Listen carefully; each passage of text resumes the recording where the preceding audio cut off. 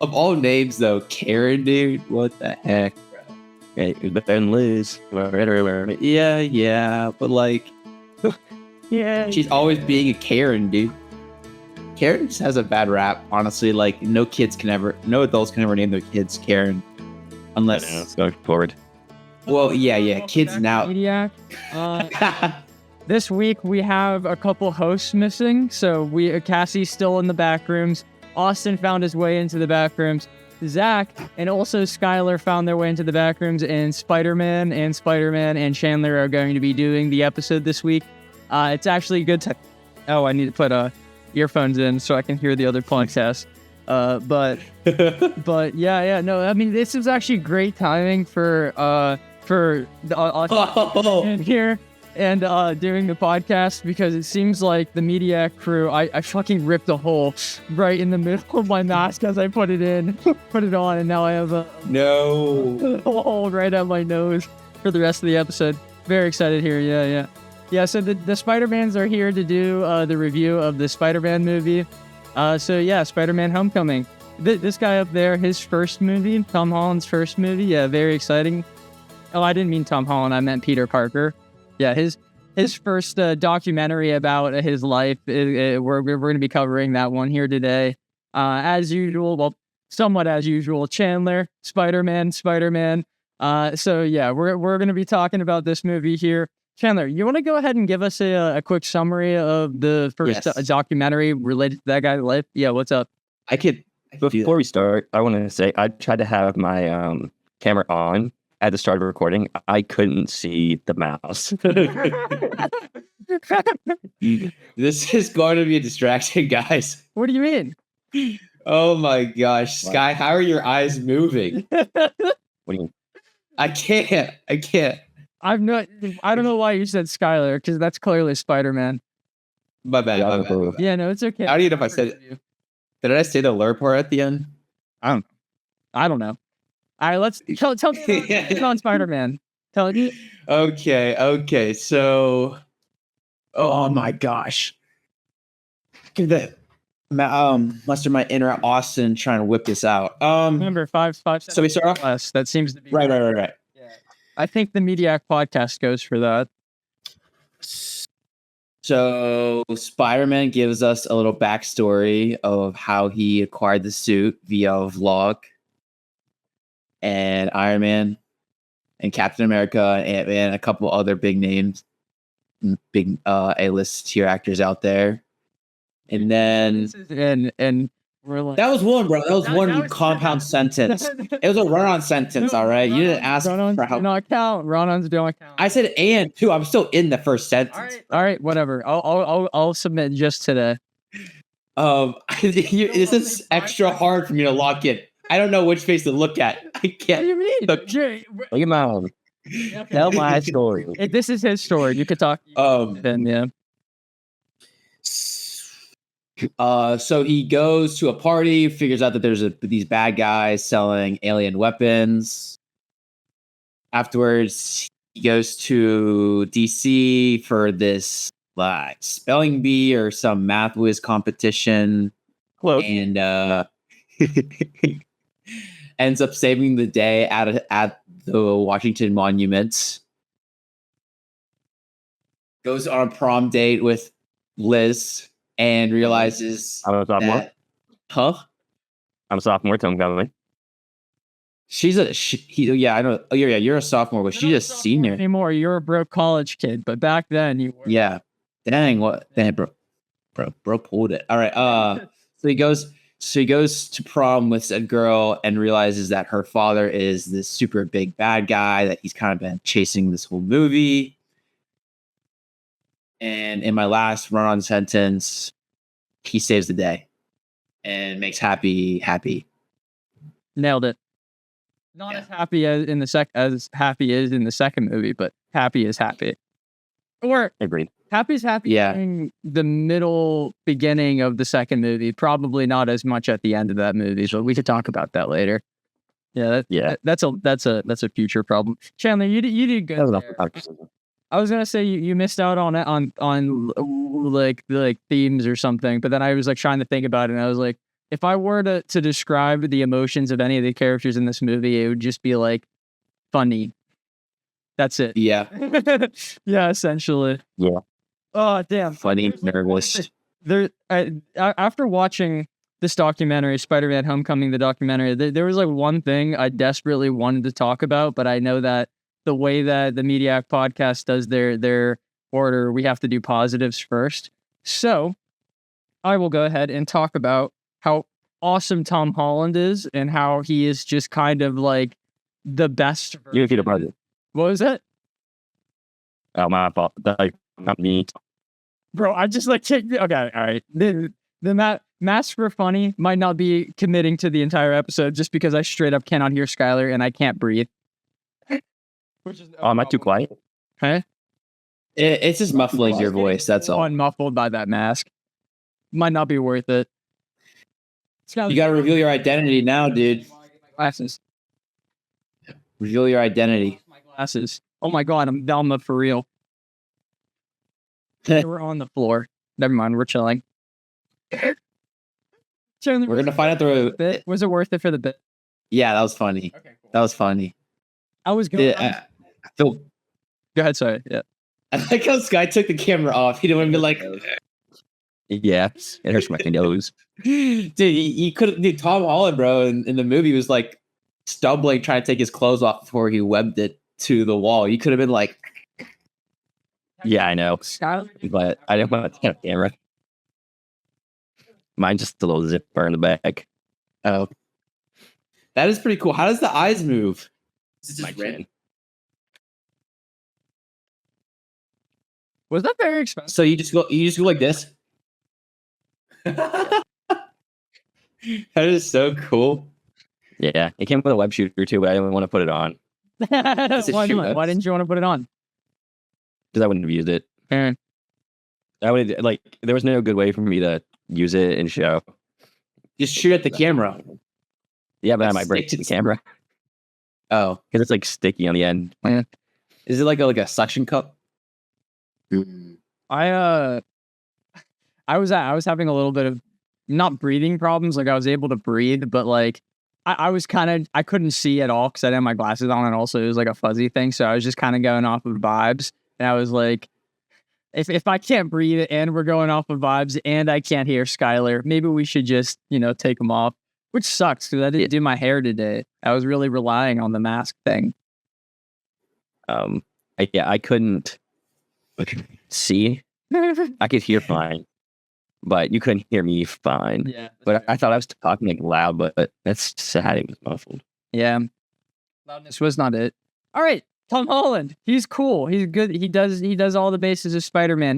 He's Yeah. funny. Go ahead. Yeah, You were saying he's the best Spider-Man, though? probably. Yeah. Who's Did I better? get that incorrectly? No, who's better? I like me some Andrew Garfield Yeah, but like why? because I like Andrew Garfield. Okay. I just think he's like, well, Tom Holland definitely looks younger. He has that going for him, and he definitely looks like a high schooler compared to what Andrew and Toby did. But I don't know. I think Andrew Garfield killed the Peter Parker version. Maybe I think Tom Holland's a little too timid or antsy for my liking, I suppose. But I know they're all like that. I just feel like he was too much. I'm an Andrew Garfield I think lover, Andrew but I'm not Garfield is hater. The opposite. Like I like Toby and Tom's Peters way more because of the fact that they're kind of nerdy. I think Andrew's too cool. Like it's not believable that he would have a bully, in my opinion, because he's just kind of like the cool skater dude. I don't know. Yeah, maybe just kept to himself though. That's why he's bullied. It's not Andrew Garfield's fault. He's too cool. It's not his fault. I'm not saying it's his fault. I'm just saying like he's just To the movie then. yeah. The Yeah, movie wrote him I get to that be part. too cool of a guy, and also he's just like too tall and handsome. I just He is very tall and very Maybe- handsome. I will agree with you there. yeah, maybe it's being like, oh, Tom Holland's ugly and short. That's why I like him. It's the- I'm not even ugly either. no, I'm kidding. I just think that like the school environment in this one is written like the vibe of actually being at school is better in this one, which allows you to be like, oh, Peter Parker's more of a loser. It's understandable that he gets like bullied a little bit. He does definitely, like, especially in this one, yeah. That is the least intimidating bully I've ever seen in my life. I wasn't going to say that the bully makes sense. I was saying it made sense that he got bullied because he just kind of gives off the vibe of someone that would get bullied. Dude, he's a little Redditor. He just sits there and gives He does. I don't know how to talk to girls. That's like half this movie. Yeah, you're right. But like, let's at least Andrew Garfield's bully felt like a legitimate bully. Andrew Garfield's bully felt like a stereotypical movie bully, not like a real life bully. I think Flash acts more like a real life bully, except he doesn't have like anything to back him. And I think they kind of realized that in the second movie. Like after I'm guessing feedback from this one, they're just like, oh, Flash is not intimidating or funny or interesting. So let's just kind of lean into that a little bit. While in this movie, they like tried to make it so that Flash was kind of the cool kid, but also really failed hard in that aspect because like everyone made fun of him because he was stupid. And like, I don't know, no one laughed at his jokes. The only time I remember like people even being on his side was like the penis Parker joke, which I don't know. That wasn't even all that. When I say penis, you used to say Parker, penis, Parker. Parker. Wow, I did like that part. Flash actually reminded me of someone from my high school, I'm not gonna lie. And yeah, me too. Not quite like a bully, just like class clown asshole, I guess. And I didn't mind this version of him whatsoever, despite him not being your bully that typically he gets. I'd say he just was annoying to me. Like I didn't like seeing him in this movie, but he was definitely way more realistic than the other two bullies because like if you watch the Toby movies and you watch the Andrew movies, like those people don't exist in real life. Like if you think back to anyone you went to high school with, like at least not anymore. Yeah, I okay. There's no way I choose to believe that like the stereotypical like movie jock bully that didn't exist because it's just too stupid in my opinion for that to happen in real life. Yeah, it had to happen. It had to come from somewhere. I feel like, I mean, it's definitely happened at least once. We can't deny that it's right. Where do we get our inspiration from? That's what I'm saying. I mean, people think of it. Star Wars didn't have to happen. Someone thought of that. Yeah, but like maybe the world was in deep shit whenever they thought about it. They just made it fantasy and spacey. Sci-fi. Same thing. They were just like they were like, oh, we need a conflict in this movie, so let's just make it a school bully. Yeah, well, I think I wouldn't be surprised if it's happened. I really wouldn't. We're talking about the wrong stuff here because we're supposed to be talking about Spider-Man. I don't know if this is my favorite scene. Yeah, no, it's not my favorite scene. I wrote down what my favorite scene is. But I enjoyed the beginning of this movie for the most part with the like Spider-Man friendly neighborhood montage he does at the beginning of the movie where he's like running around just like doing down to earth shit. Like with the churro, he saved the bike, he helped the lady across the street. I enjoyed stuff like that, like stopping car robberies. I know that like, so everyone's like, oh, Tom Holland Spider-Man, he needs to be more down to earth or whatever. But like 2 of his 3 movies are in New York. And I just liked seeing him do just normal shit around New York for this little bit of this movie. And I thought it was quite fun with that aspect. I agree. I also like the, just to like piggyback right off of that, I like his like constant like checking up with Happy and like sending like I got this old lady bought me a churro too, and he's like, why did I tell him about the churro? Like I kind of like his like awkwardness with everybody, not just with people in his class. He was pretty awkward with everybody, which I think worked out really well for May and Ned, which I thought was I thought that was actually kind of like a fun idea. I don't know if that was in the script or that was like Tom Holland's like acting or whatever, but it was clear that he like had some people that he could be himself around and talk free, like as fast as possible, talk like Spider-Man, like how the mask gives him power or whatever. But just like anytime he like was around Flash or around Liz. He just kind of clammed up, and I thought that was like a good addition to that. So good point there, Skylar. Question. So you brought up the happy thing. This is what I'm about to say here is the most common complaint with Tom Holland's Spider-Man, and it's that he's Iron Man Jr., Iron Boy, or whatever. I don't get that complaint. I think that's a little stupid, personally. What do you guys think? Yeah, you can go first. Yeah. I can kind of see it a little bit. But like, it's not like Iron Man. So he's 15 in this movie. Maybe explain your point a little more. Yeah. In my opinion, I think that it's not the biggest deal for him to have someone to like guide him in this world, because it's not like he came to prominence at the on his own. He literally was like driven into it by Tony. And I know that people are like, oh, they could have just not had him in Civil War at all. But it's not like it takes away anything from Spider-Man, him designing his own gadgets and stuff like that. He still is Spider-Man throughout this movie, especially the end of it. Like, isn't that like kind of the point of this movie? Is right? Yeah, the suit doesn't make him. Exactly. Yeah. Yeah, I think he definitely was influenced by Iron Man and like was given like a head start, especially with that suit. But yeah, he eventually figured out his own way. I just think that Iron Man is honestly plays too much of a role. I agree with people that think of it like that. Like he's even the next film, it's like Iron Man plays some sort of significance, at least with this death and everything. But I mean, yeah, honestly, I was actually so surprised. I forgot how much Iron Man was in this film. Whenever he was in the car, I forgot about the boat scene until it happened. But like, I was like, oh, damn. Sony was like, Iron Man has to be in this movie. Oh, okay.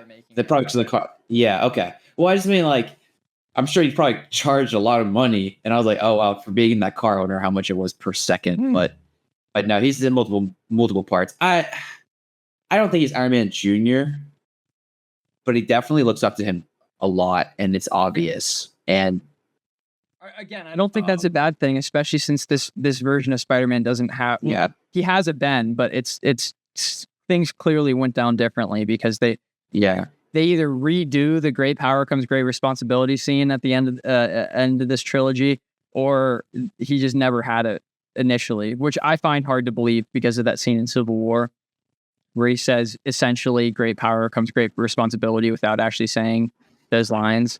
I don't know. We'll get to that in 2 weeks whenever we talk about that third movie, because I think that movie is pretty bad, but we can talk about that then. This movie, Vulture, I quite like Vulture. Wait, yeah? Oh, you didn't talk. I didn't get my opinion. What's your opinion on Iron I don't think he's...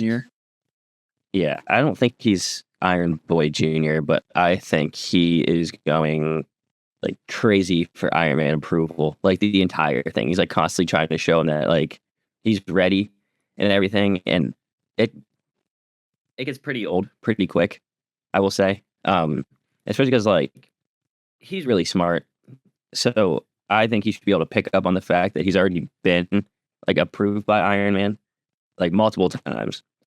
So him going above and beyond and all these little pieces to show him like he's even better than he thought is just reckless. And I'm not sure if I think... Again, he's 15. Isn't that kind of the point? It's supposed to be reckless?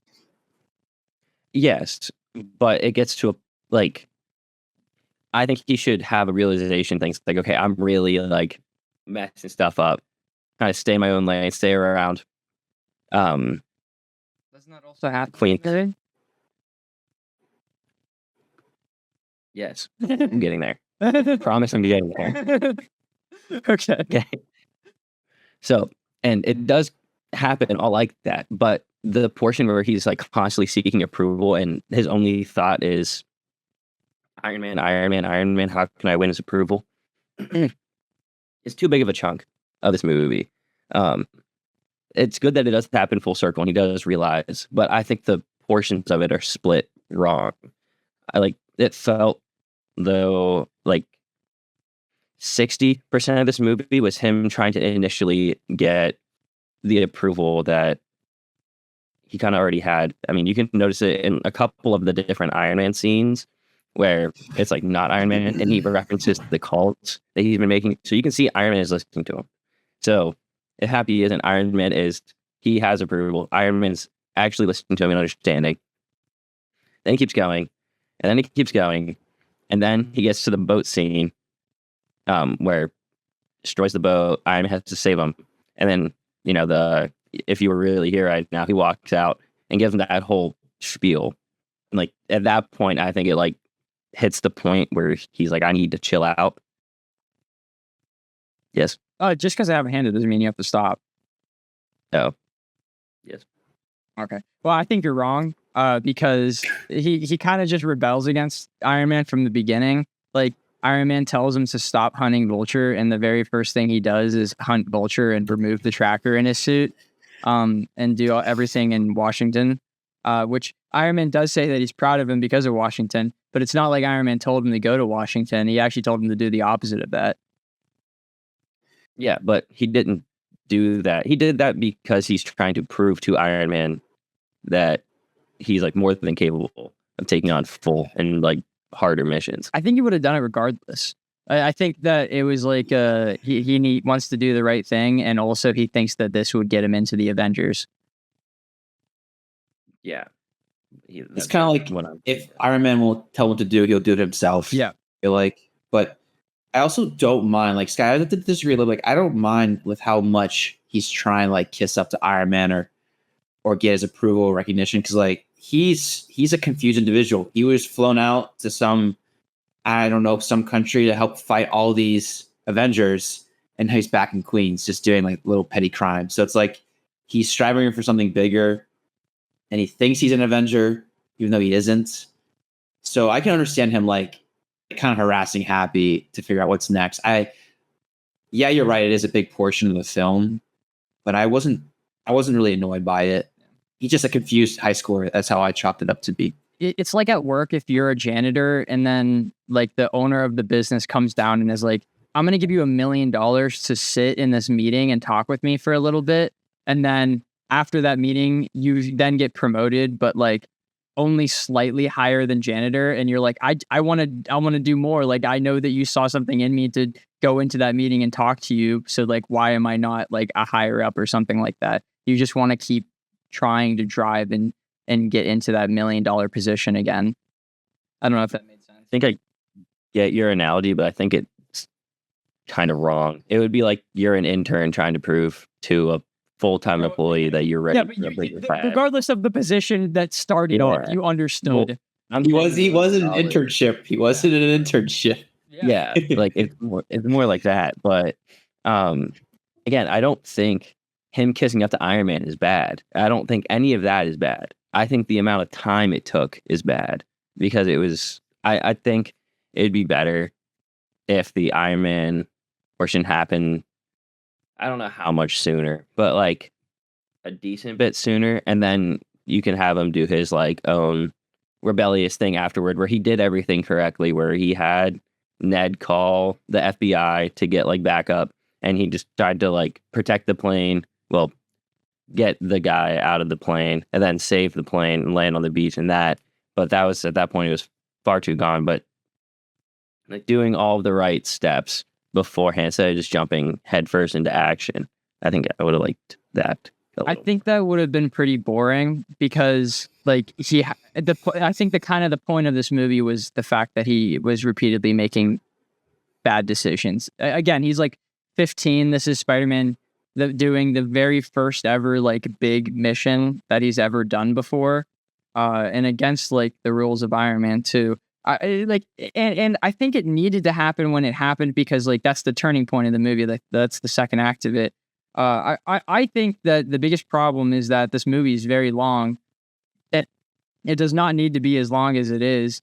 And I personally think that's where you're feeling that like it takes forever for it to get there, because we dilly-dally until like 2 hours into the movie whenever we get to that point, and then there's only like 30 minutes left, which is just the climax of the film, and that's pretty fast. And even though there's like a lot of good stuff in that end bit there, it's still like super quick, and we spent so much time talking to different students and hearing all their different quips and stuff. It was just like a lot. it felt like this movie was an adventure when it very much did not need to be, because it just was like a down to earth school experience. At least that's my opinion. I agree. I wasn't was- super fond of. It was very, very, very long. I didn't like the excursion to DC. Yeah, Didn't feel Spider-Man to me.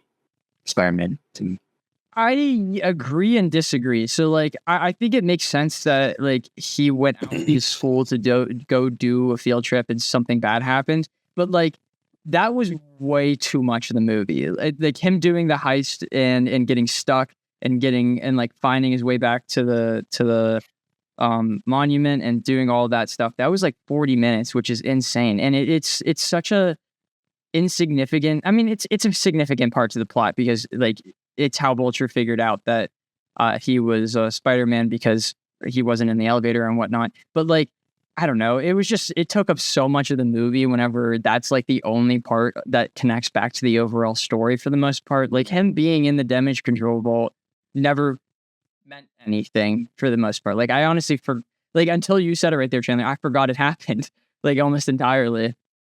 Yeah. Like, I don't know. What point of that? Well, that's how he got Karen, bro. That's how he got Karen.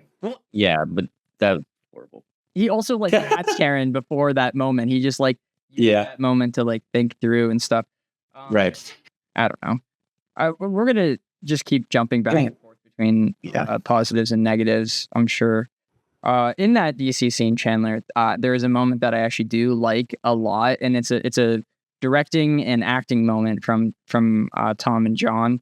It's where they're like hacking into the Spider-Man suit and they like rip off the tracker, put it on the lamp. One, by the way, this is a problem I have with the movie. Tony should have known that Tom was rebelling earlier because the tracker was on the lamp and he was clearly at the Washington Monument. So like, wouldn't Tony have seen the two things and been like, these don't connect. I am the smartest man on the planet. I should be able to put these together. But that's not what I was actually trying to say a positive, not a negative. But there's a moment where he's like, oh, he treats me like a kid. And he like starts jumping on a bed like a kid. And I thought that was like such a cute little moment because it's like this guy thinking that he's bigger than what he is, but in reality, he is exactly what he thinks he's not. And I thought that was pretty cute. I liked it. It's a good moment from Tom and kind of overlooked that. The director. Good stuff there. John's amazing. John, I like John. I wouldn't say John's amazing. I think these three, I don't know what other movies he's done, but I enjoy the direction of these three movies for the most part. I think he's a good actor. What? I'm talking about John Watt, the director. Well, who's Happy's name? Oh, John. It is John Favreau. Okay. Yeah. Yes, that's what. For a second there, I was like, "Wow, my life's really a lie." Okay, well, let's flip out the last 20 seconds. It was indeed John Favreau, but I was talking about the director. Okay. Because John Favreau wasn't in that scene. I don't think. Well, I mean, right? Yeah. Happy. So I guess I know. I was like, I don't remember John being in here, but okay. I mean, I just thought that he then therefore directed this because he's no stranger to directing himself, right? No, he directs. He actually. That's what I thought. Great movie, called Chef. That's really good, and I recommend it. Okay. That's the one with Scarlett Johansson. What's her? I might be wrong. What am I thinking of? I'm thinking of the lady from The Witch and Anna. Oh, that's the menu. Taylor-Joy. The Menu. Okay. Yeah, Scarlett Johansson is in it. Okay, cool. Back to Spider-Man. Stop distracting us, Zach. The fuck? You brought up Chef. And then I brought up the menu. It's because of you. You kept going. Whatever. Doesn't matter. Asshole. Okay. Do you think Ned should have been able to hack into the Spider-Man suit and remove the tracker? I think both of them combined. He's a high schooler, bro. Yeah, but like this is supposed to be like the super intelligent high school. Like if you listen to Vulture at the end of the movie, he's like, those of you who go to this school basically have their entire lives planned out ahead of you because like you're supposed to be the smart of the smart. So I think it makes sense. Well, it's Iron Man code.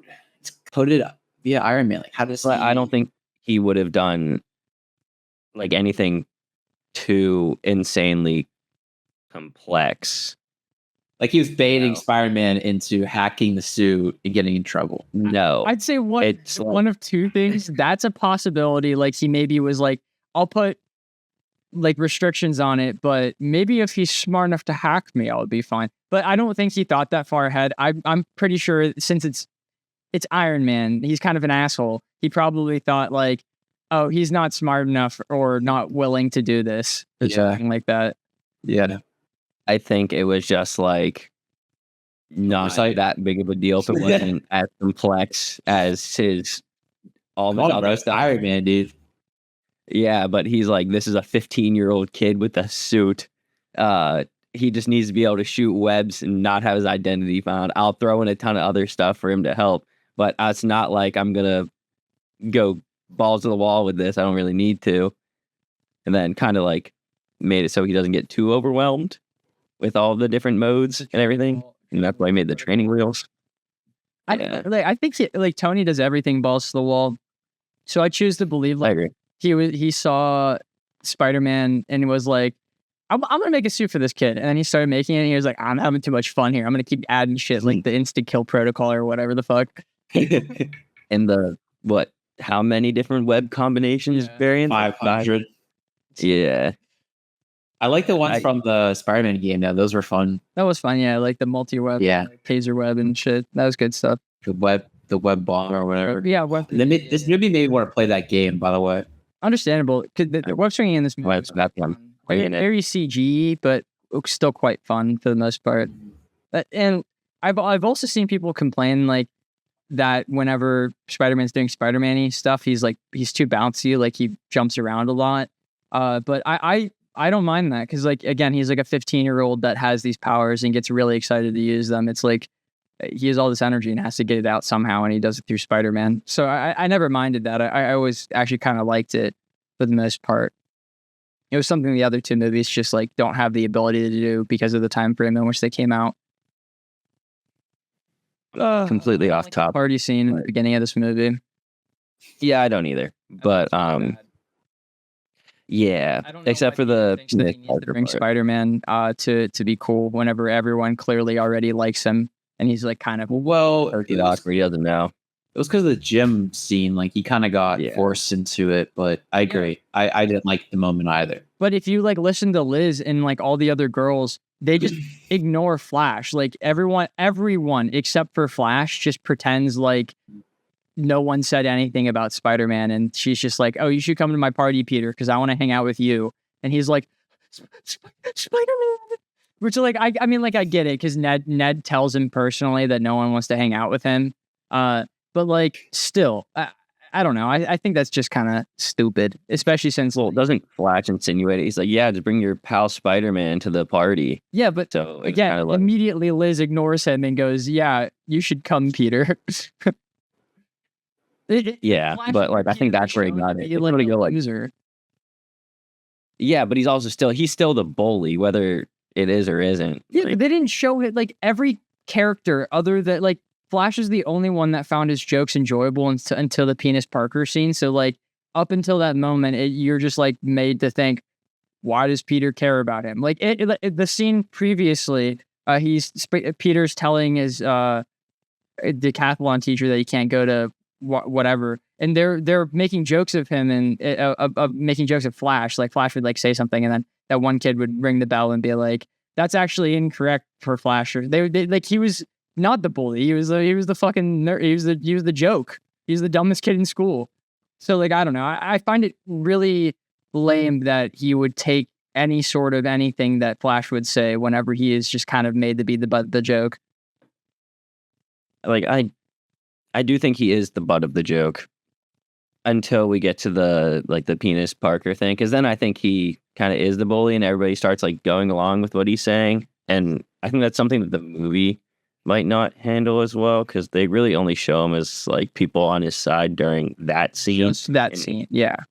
And in every other scene, he is the joke. Yeah. I think the movie. No. That's what I was like saying. I think the movie does a really bad job of like showing that aspect of it because everyone likes Peter. So why would he trust Flash's word, but also they kind of fail in the Flash thing because they attempt to show that Flash is the bully while also attempting to show that he's a fucking loser. Yeah, but what I was getting at is if you're going with the idea that he is the bully and like most of the time it's like the penis Parker scene, then I could see why he would bring Spider-Man. But if you're going with he's the joke and that's the only time he was a bully and it worked, then I don't think it makes sense for him to bring Spider-Man. So it depends. I think it's like you go with one or the other. Like the movie itself can't decide on one or the other, which is why I'm saying that in general just doesn't land. I agree. It did not decide. But for mine, I was trying to pick one side or the other. Yeah. For like my rationale to why he did. I don't think he should have. That is what I like came to I came to the same conclusion. I was like, he is upset about Flash, but like also that's a problem because the movie didn't establish that well enough.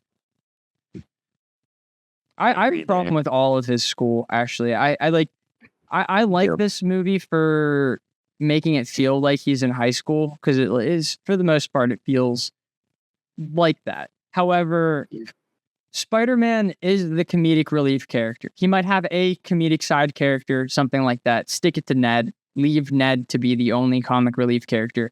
Not every single character in the movie is the comedy character. I hated it. It was so annoying. It was like, I felt like there was like a rough idea of a script, and then in every shot or every scene, they were just like, we're just going to keep the camera rolling to see if someone has like something funny to say after we're done saying the lines that we need to say. And it was massively to this movie's detriment, because like, I think Spider-Man is less funny if everyone is making a joke. At least that's where I'm coming from with this. And also the villain is less menacing when you make him say like a stupid one-liner after every fucking scene he's in. Yeah. I am so on your side. You basically took my notes and read it word for word.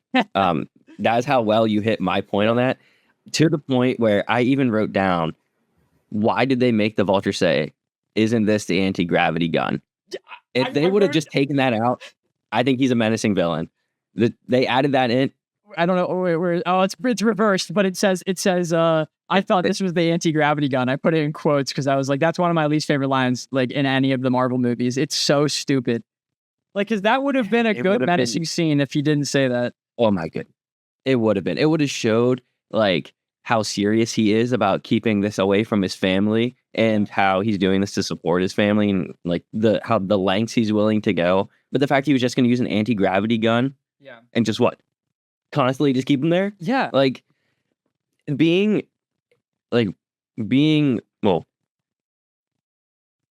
wanting to kill somebody in order to keep that hidden.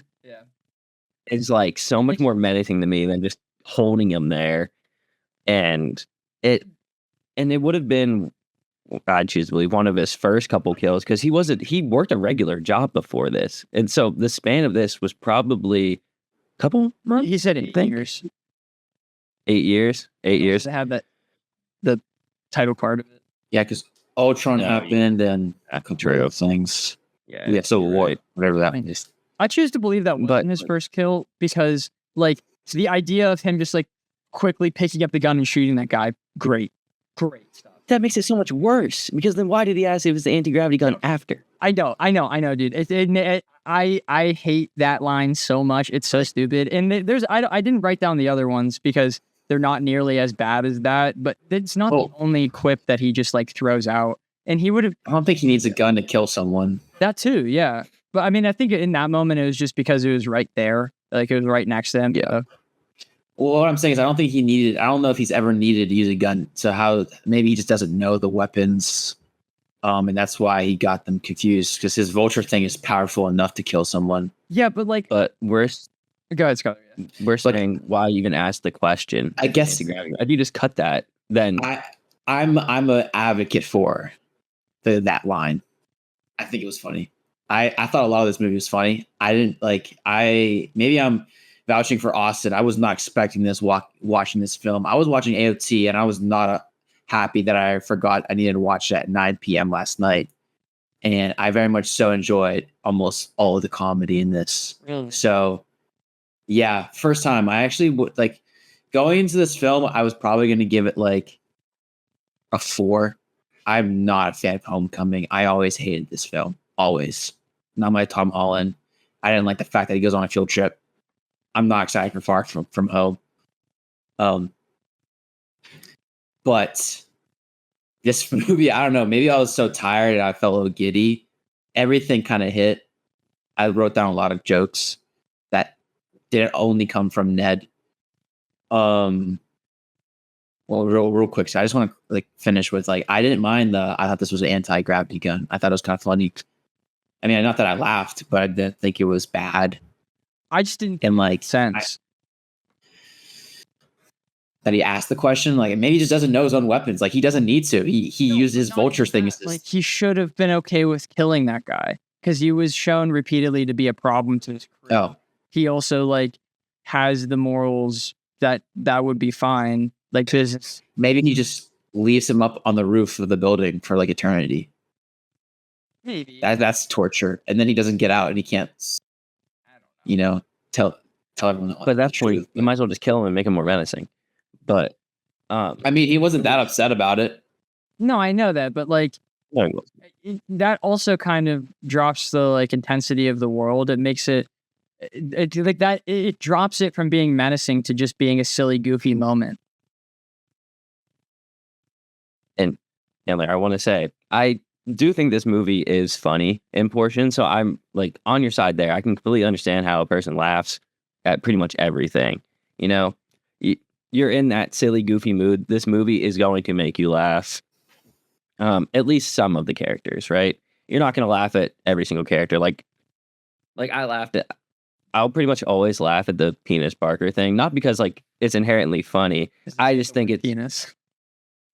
No, it's actually the opposite reason of that. It is because I think it's funny and not what he says.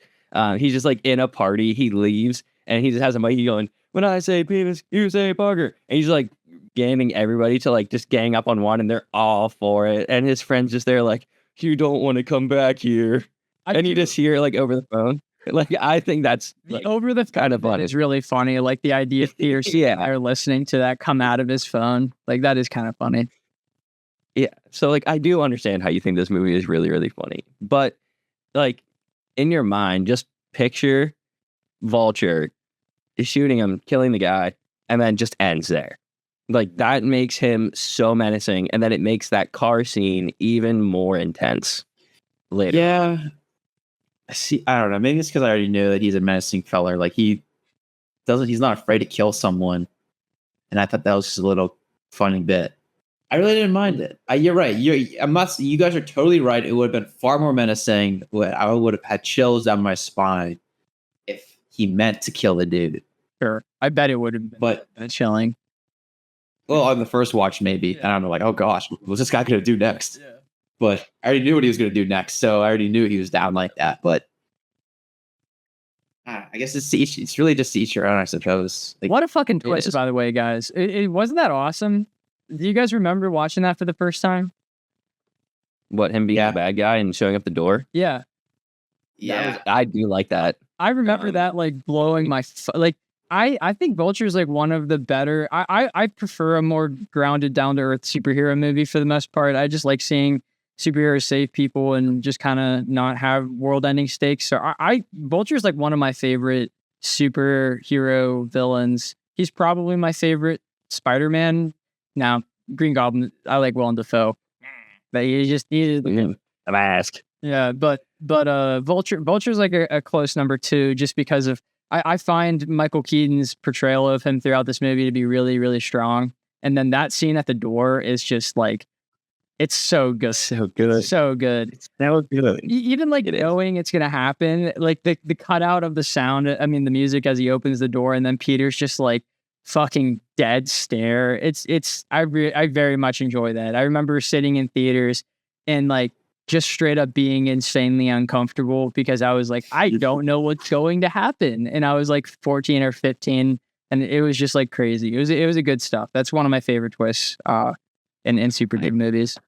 I agree with you so much. Then seeing his entire family be all happy and giddy and he's freaked out because like you can tell that like Peter knows he's bad and then the family does not know. Yeah.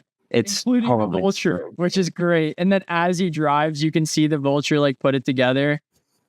Amazing. They have Yeah, all because of Liz talking in the back seat. and Pieces everything together right then and there. It's so good, and I even like that car scene. the car scene's amazing because they're in at the red light, and he asks like, "I bet you were happy to see your old pal Spider-Man save you," and then Peter like whispers that he wasn't there, and then the light turns green in his face. Green. That shows that he fucking got it in that moment. I was like, holy shit, dude. Where did they actually have good cinematography from? Where did this come from? This is not in the rest of the movie. What the hell? So good. Yeah. And then he pulls out the gun and he just goes, does she know? And I'm just like, oh my God, dude. We need more good actors as villains in movies. What the fuck? Oh, and then like even later on with that, Peter's smart enough to leave his phone in that car It's good to stuff. track it. Yeah. Oh, If I didn't have a specific reference to like me in this movie to be my favorite scene, then that would be hardcore my favorite scene of this movie. Love it. I have a different one, I believe. I can't remember. Yeah, I do. Chandler.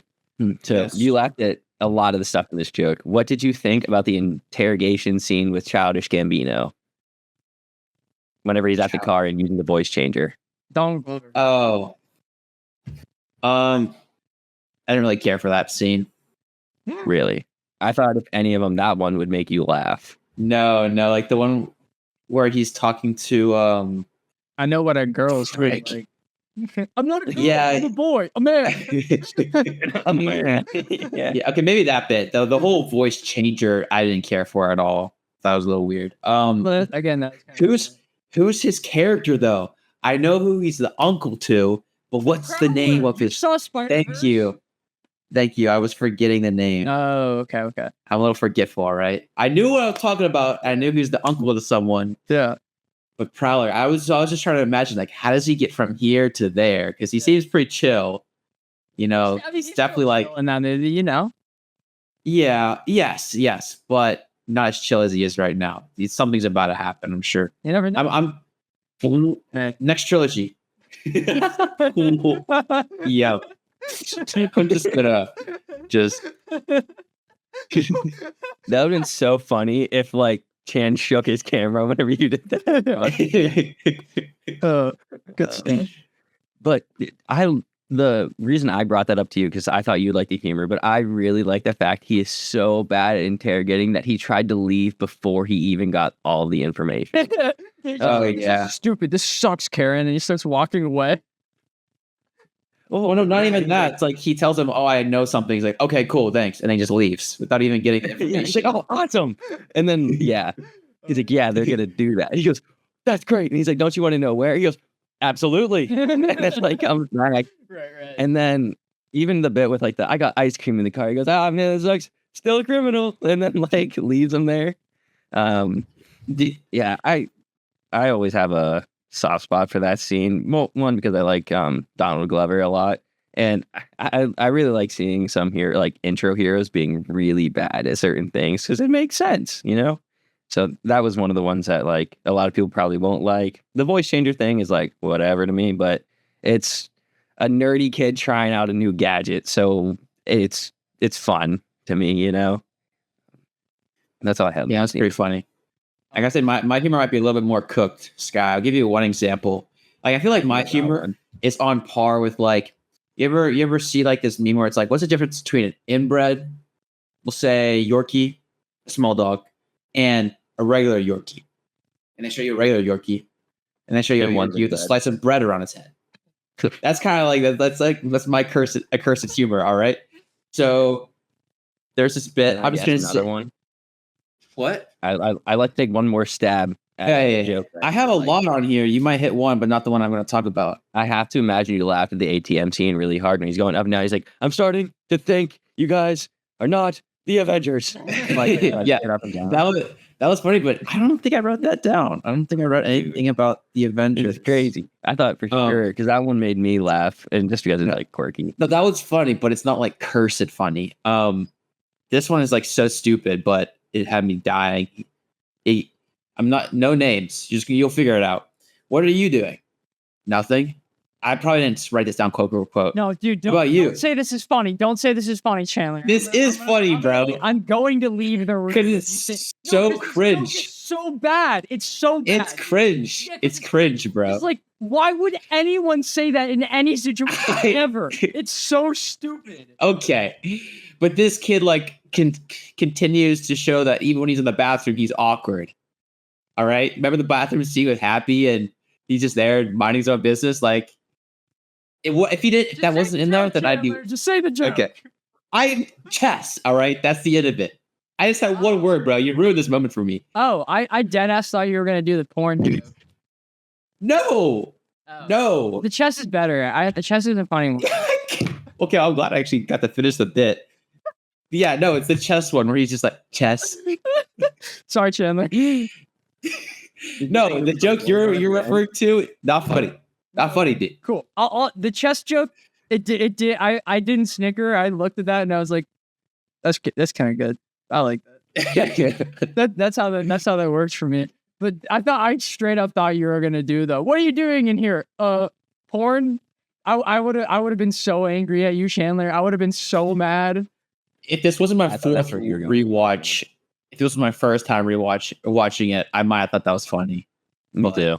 For sure the first time. Yeah, I'm sure the first time. High school. No, I was in middle school when this came out, but I remember laughing the first time. But like, if you think about that from like any angle, it's so stupid.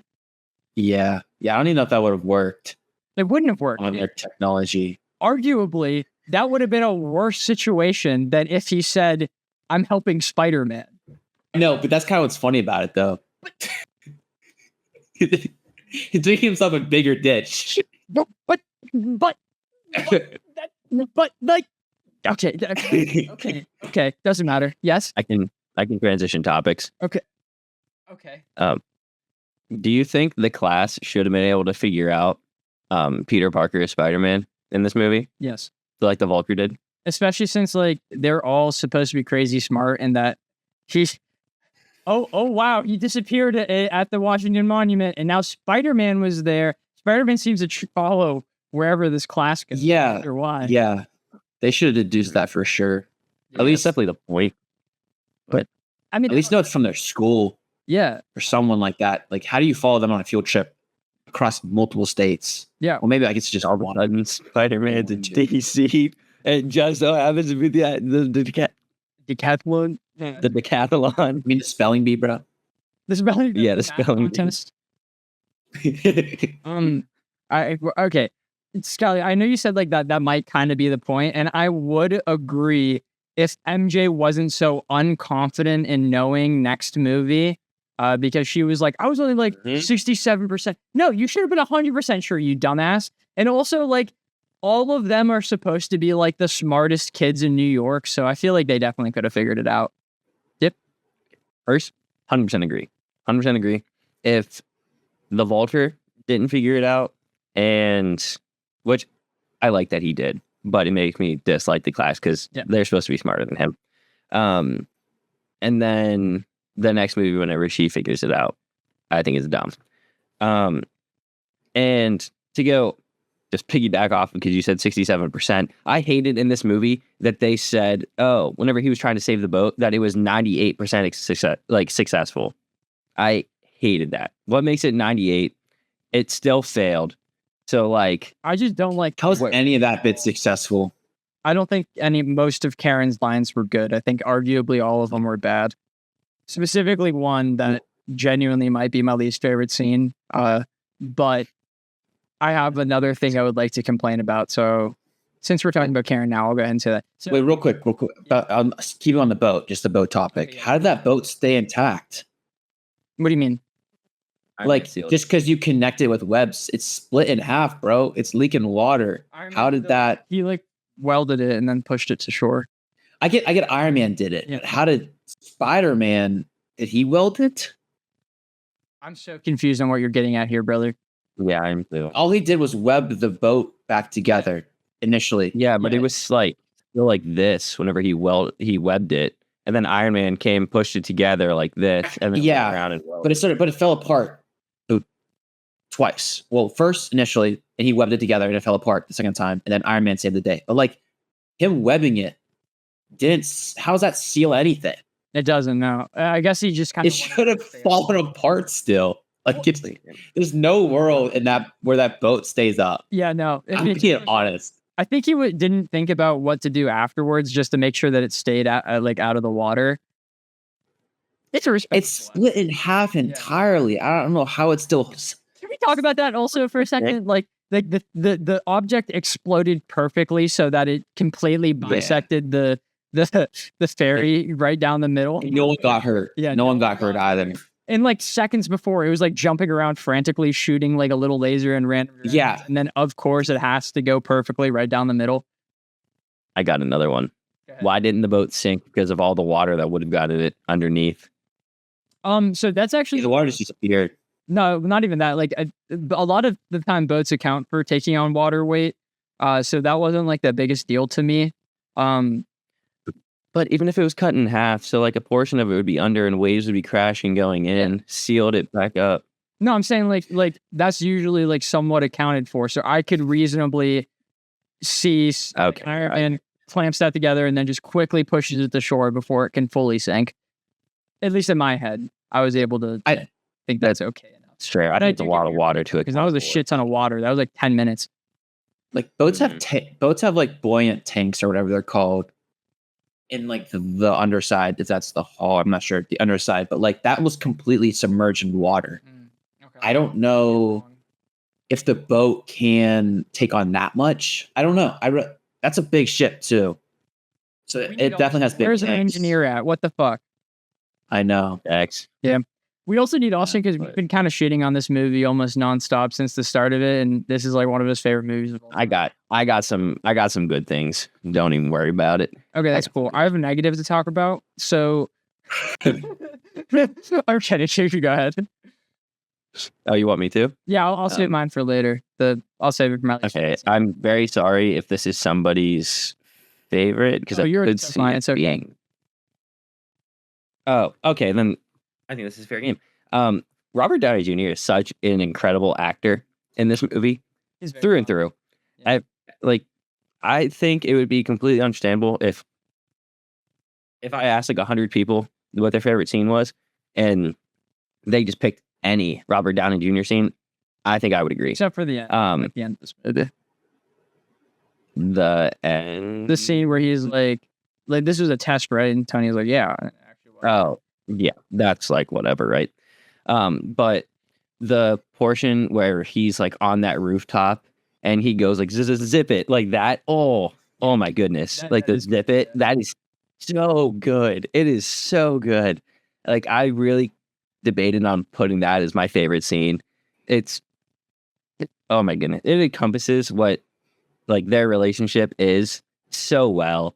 And it goes through like all the different reasons why I kind of had a slight problem with him trying, like that whole beginning bit where I think it took too long. It goes through and like encompasses like all of it. It's like, who do you think did this? Who do you think did this? I was listening to all of these. Well, like, why don't you like this, and that, right? So good. And then even whenever he's like not there the first time and he kind of like, he's like, oh, I built a heater in it too. And whenever he got saved from the water and he was like on the phone, just talking to him, like being far away. It's just so good. I cannot praise Robert Downey Jr. enough for his role as Iron Man, and especially in this movie. The last part was meh, right? Not great, but everything else was so good, and I really enjoyed it. Do you guys want to hear what my Letterboxd review is? Like the description? I'm writing right now, so I don't forget. Let's hear it. If only Robert Downey Jr. was Spider-Man. No, I said for an Iron Man movie, or sorry, I just butchered this. Frick. For a Spider-Man movie, Iron Man was great. Something like that. And I really just said that I was about to say that the opposite way.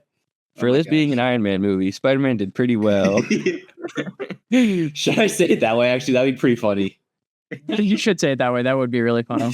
For an Iron Man movie, Spider-Man did good. Okay. Dang it. That is a great positive, Skylar, and I agree with it. So I'm going to talk about two ways I don't like this movie real quick. So I think that Tom Holland's ADR sometimes got insanely annoying because they did a really poor job of like hiding it from different. Yep, go ahead. Is that the voiceover? Yeah, like the times in which you can tell that he said the line in the scene, and the times in which you could tell that he did not say the line in the scene, I felt like were pretty evident, especially towards the beginning of that movie, like in the montage bit and also in the bank. I was like, a lot of these lines are very poorly made into the scene. It doesn't sound like he's actually there for it. And to my knowledge, they did a better job. Like, because you have to ADR for this Spider-Man because of the way that the mold is on his head. And I think they did a better job of hiding it in the next movie. They just sometimes some lines that he said completely sound different from each other, and it kind of is like takes me out a little bit. Just a filmmaking thing, not something I like. Not the biggest deal, just something I wanted to bring up. The other thing, this movie has 2 openings, and I think one of them is bad and one of them is good. It first starts off with the Vulture, and then it does the Peter filming Civil War, and I don't like Peter filming Civil War. I wish it just did the Vulture opening, it did the Marvel credits, whatever, Spider-Man Homecoming, and then it immediately went into him on the subway texting Happy and doing all that, because for 2 reasons. I don't find the bit funny. Him and doing that. I don't think it's like all that enjoyable. Not that I'm not saying like, oh, you shouldn't like it or whatever. I just personally don't think it's like the funniest thing ever. And 2, it doesn't like perfectly line up with Civil War either. So it kind of like is a little weird in that aspect of it. But I get what they're going for. I just think it would have. You would get everything, you know, like throughout. He talks, like Skyler said, he talks about Iron Man so much throughout the movie that you don't have to know about that part. Like you get it. Yeah. I think the one part of I do agree 99% don't need to film Civil War. I do like the part where he's filming him and Iron Man in the car, like kind of explaining like the cover-up story to May. One, because Iron Man's in it, and I think he does really good in that scene, like wearing something skimpy, I hope. And he's like, okay, we need to cut that. Like I do like that joke. It's not great, but it makes sense with the character, so I think it's funny. And then, like, I think if you were to cut most of it and keep that end part, I think it would be pretty well, because I think that transitions really well and talking about that Stark internship like the entire time. Yeah, I actually do agree with that. I gotta disagree with you, Zach, and kind of agree with you, Sky. If not for this vlog, I wouldn't have gotten my funniest or favorite scene. All right. And is it the one I just said? Close. It's very close to what you just said. Okay. And 2, I didn't spend 20% of my summary to not bring up this part if I didn't like it. That's hilarious. I used one whole sentence. I used one run-on sentence for that vlog. I'll let you know. That is true. That is what you did technically do that. I don't know. I didn't mind it. I mean, yeah, maybe things don't match up, but I thought it was. He's probably like so like maybe nervous and just excited at the same time. You want to document. You want to know what happens. It's just for himself and his own eyes, I guess. But I don't know. I thought it was kind of funny, and the bit lasted longer than I would have expected it to. The whole vlogging. Like my problem, though, you know. But I think it's crazy bad. Like that's why I waited an hour into the podcast to bring it up, because it's not one of my big points. Yeah, I think with vlogs failing is not being long enough. Like I don't know about you guys personally, but have you ever tried to vlog anything? Did you ever like finish vlogging? Or did you like forget after the first video you recorded? Because I know my sister and I, when we were kids, if we were on vacation, we would try and record ourselves, and it never got out of the airport. Zach, you vlogged a volleyball practice for us one time, a couple times. I made like a mini documentary about one of my vacations one time too. So I mean, I don't know. As long as you just keep track of it, you'll be fine. Yeah. I guess I just thought it was fun that it wasn't just the fight scene. It included the hotel and him like, oh, my room is so much bigger than it actually is, guys. Like, that's when I realized like that vlog really made me realize that I'm actually going to like this movie for once. Interesting. Yeah. The whole part, like, he felt like Peter Parker to me. I gotta be honest. I don't think I've ever liked his version of Peter Parker. That's so, why? Like, that's such an interesting opinion. I was just like a D1 hater for Tom Holland. I don't think there's any way of putting it other than that, sugarcoating it. But are you still? A D1 hater of Tom? No. I think he's really embraced the role for me, at least now. But I just liked our Andrew Garfield so much. It was hard for me to stray from that. Yeah. But he's Spooderman now. So, but on your part, Sky, I did like one of my favorite scenes. In funniest or favorite, I haven't decided yet. Is in that car. It's not the skimpy whatever joke, but if not for the vlog, we wouldn't have gone there. I think and then Just take it away because we're about over an hour. You could just go into your top two. Yeah. So I like the part where he was going in for the hug. He's like, "Oh, we're not there yet." Just kidding the door. Yeah. I'm pretty sure that was ad-libbed. I'm pretty sure I think so too. Yeah, I think I remember. Which is that's that. Okay, now that you remind me about that, that has to maybe be my favorite scene or funniest. It's a really funny one. You could tie it and then just pick another one that you. Yeah. Oh, I never mentioned something I really liked, but I guess I'll just add that in my conclusion, even though my English teacher would be disappointed. She would be, yeah. This English teacher has been name dropped more than anybody else. Except no actual name. We just have talked about them ambiguously, whoever this is. Chandler, I didn't really write that on me. What's up? Your English teacher. Do you think they're a good or a bad English teacher? Well, might be a little biased because I chose her for my NHS stuff, and she gave me lots of Barnes and Noble cards, which got me all those manga books. So I said she's pretty chill. Yeah, that is chill. Love that. All right, let's hear your other two, least favorite. And I'll say something I didn't really care for was, for being a friendly neighborhood Spider-Man, he really did not care about property damage. Especially in he wrecked. Yes, he wrecked tons of houses, a gutter. He just split in half. I swear. It's really nothing to dislike about that. I don't have many things to dislike about this film on this rewatch. I probably would have a lot. I just didn't like the vibe mode, but favorite. We'll go with a favorite. We'll say my funniest was the car scene, or funniest favorite. I'm sorry, Sky. I'm just gonna have to go. Agree with you. That lecture he got from Iron Man, that was pretty hard. And surreal. You almost felt I felt like I was getting scolded. Mm-hmm. It's up until now you're like, oh, what? Yeah, Spider-Man kind of goofed up, but what can he do wrong? He's just friendly neighborhood Spider-Man. He's trying to save the day, but yeah, no, that was kind of insulting. That scene was written by either a kid who got yelled at a lot by their parent or a parent who yells at their kid a lot. Yeah. It was good though. You can't tell the difference. I guess that means something. Yeah, I was saying that in a good way. I loved it. I think it it comes from a real place is what I was getting at with that. Oh. One thing I forgot to mention, and I bring up, I'm just gonna bring it up now, and maybe it's actually a complaint because low key, maybe this movie isn't canon. When he was running through the golf field, I'm pretty sure there's a video game out there where no matter how high up you are, how low you are, you can still web swing. And we didn't see that in here, so I don't know what's up with this Spider-Man dude. There wasn't a helicopter in the sky for him to swing off of repeatedly in the golf field. He could have swung at the trees, though. Not really. Not really, but yeah. If you do like they do in the Spider-Man game, he can whip to the top and kind of launch himself off. That's true. I don't know if he unlocked that ability yet. And jump, and I'm pretty sure in those games you can just keep spinning if you hold the stick up. So he just keeps spinning, gets some momentum, and then just launches himself. Was it? He should have done. He does not live up to the Insomniac name. You're right. I mean, I was thinking of sucks. Amazing Spider-Man video game, but I like Amazing Spider-Man 2. The first one's not good. Which one's the one that you can swing anywhere? Both of them. Is that both? Yeah. Both of them. Yeah, that's yeah.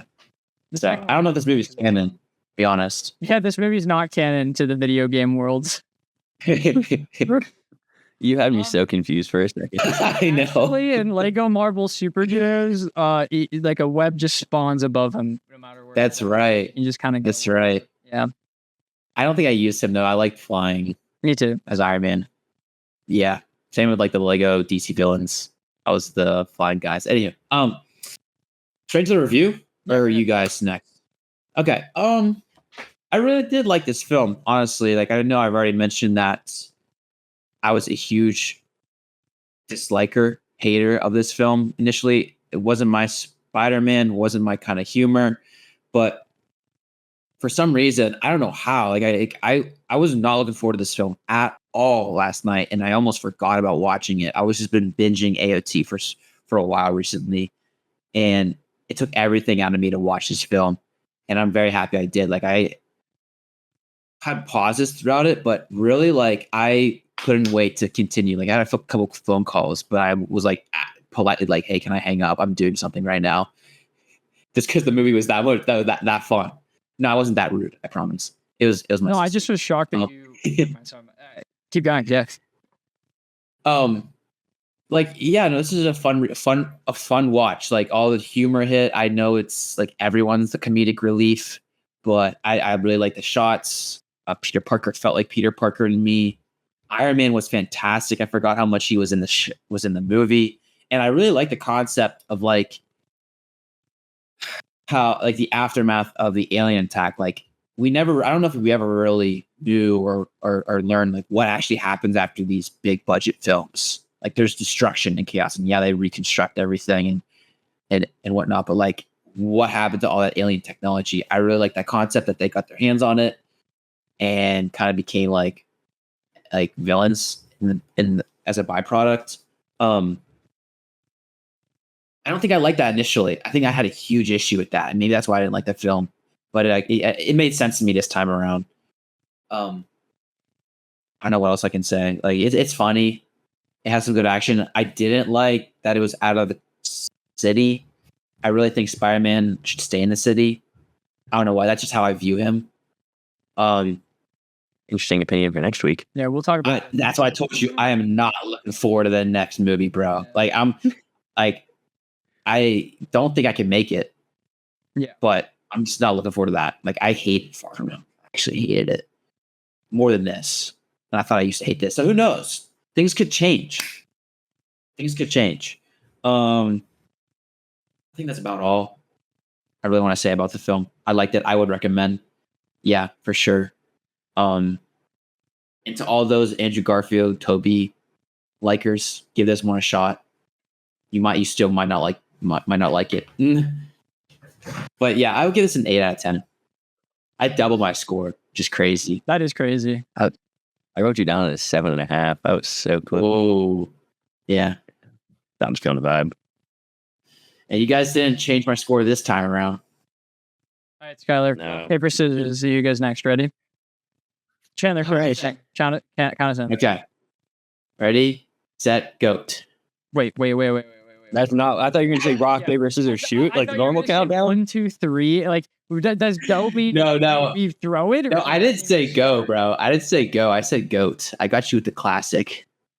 But regardless, Okay. it doesn't make sense. I know. But I wanted to say it. You gave me the opportunity. I took it. Yeah, no. All right. Rock, paper, scissors, shoot. Okay. Oh, Looks like I'm going. Skylar, you know what I do. You should know this by now. yeah. Well, you should realize it's not even worth RPSing Sky. You're gonna win inevitably. Yeah, you could have just said I'll go next. Yeah. Okay. My funniest scene, I don't even know. I didn't laugh at all during this, but I do quite enjoy whenever the kid rings the bell and he goes, "Flash is wrong." Like, for some reason, that's always so, especially on the bus. Like, the second, I forgot it happened more than one time in this movie, so I actually kind of wasn't expecting it on the bus the second time. So that one was pretty funny to me. My favorite scene is the one that Skylar said with Aaron Davis, Childish Gambino, Donald Glover. I love that scene just because Miles is like, if it wasn't evident from the start of this podcast, is my favorite Spider-Man and my second favorite superhero of all time. So seeing like a reference to him made me very happy. And I think that scene is like how you do cameos and how you should do cameos. Like, because he was well written into the movie because he was buying black market alien technology off of the Vulture. Like, in that scene earlier, he was like, "Do you have we have like these crawling gloves or whatever?" And I was like, "Oh, that's the Prowler's gloves." And I thought that was a fun reference. And it was a good Spider-Man scene too, because he pulled the gun away from shooting at Donald Glover, and in that scene that was referenced. And then they had talked about sandwiches, which is always fun because Spider-Man said something about like his place exploding. He said, "Yeah, best subs in Queens." And Donald Glover was like, "Nah, I actually think this place is better." And then Spider-Man was like, "No, they have too much bread." And he goes, "I like bread," and I like that. That made me laugh, and I thought it was a fun scene. We talked about the other bits of that scene earlier, but yeah, that's my favorite scene in the movie. Yeah, I was very offended, Chandler, when you said that was nothing to you. I was like, my heart. No, I'm kidding. I don't care about this movie that much to say that. It's the voice changer for me, dude. Yeah, it is. You didn't go into there with the interrogation mode. I liked it. You can blame Karen. It is Karen's fault. You know what? Thank you, Chandler. That was a great transition.